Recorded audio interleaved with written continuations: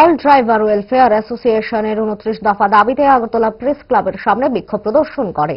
এক সাংবাদিক বৈঠকে শাহজাহান মিয়া জানান, তারা যে 29 দফা দাবি আদায়ের লক্ষ্যে কেন্দ্র ও রাজ্য সরকারের কাছে দাবি জানাচ্ছে, তার মধ্যে মূল দাবিগুলো হল ন্যাশনাল ড্রাইভার কমিশন এবং স্টেট ড্রাইভার কমিশন। দেশের 22 কোটি চালকদের ন্যায় বিচার প্রদানের জন্য গঠন করা উচিত।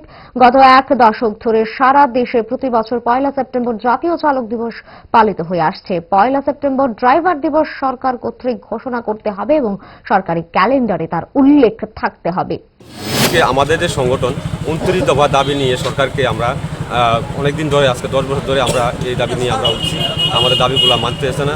তো এখন আমাদেরকে মাঝখানে যে কালা কানুনটা আমাদের অমিত শাহজি স্যার, যে কালা কানুনটা, আমরা ড্রাইভার একটা যদি অ্যাক্সিডেন্ট করে ব্যাগে যায় তার জন্য 10 বছরের জেল এবং 5 লাখ টাকা জরিমানা। আর যদি উপস্থিত অবস্থা যদি হেরে হসপিটাল নিয়ে যায় তাহলে আপনার 5 বছরের জেল, 5 লক্ষ টাকা জরিমানা।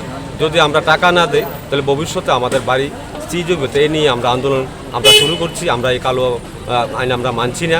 আর আমরা অল ড্রাইভার কল্যাণ সংঘ থেকে 29 দফা দাবি যে করছি। প্রথমে আমি সংক্ষেপে কিছু 29টা বলার মতো সম্ভব নয়। আমি কিছু মুখ্য দাবি করে দিই। যেমন আমরা প্রথমে চাইছি রাজ্য কমিশন এবং কেন্দ্রীয় কমিশন, আমাদের রাজ্য কমিশন এবং কেন্দ্রীয় কমিশন, এবং আমরা প্রত্যেক জেলাতে একটা ড্রাইভার মিউজিয়াম অফিস, এবং একটা ড্রাইভার যদি মারা যায় তার পরিবারকে 20 লাখ টাকা দিতে হবে।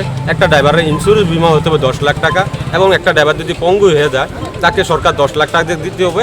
সরকারি নীতিনে যে বেতনগুলো আছে ছোট বড় সব এরকম আমরা প্রাইভেটেরও হতে হবে। এর অর্ধেক বেতন আপনার ওই ড্রাইভারটাতে পঙ্গু হয়ে পড়ে থাকবে, তাকে দিতে হবে অর্ধেক বেতন। গ্যাস, অম্বল, গলা, বুক জ্বালা ও পেটের অন্যান্য সমস্যার থেকে সুরক্ষিত থাকতে ব্যবহার করুন গ্যাসনল। অরিও ফার্মা, 5 দশক ধরে মানুষের ভরসা।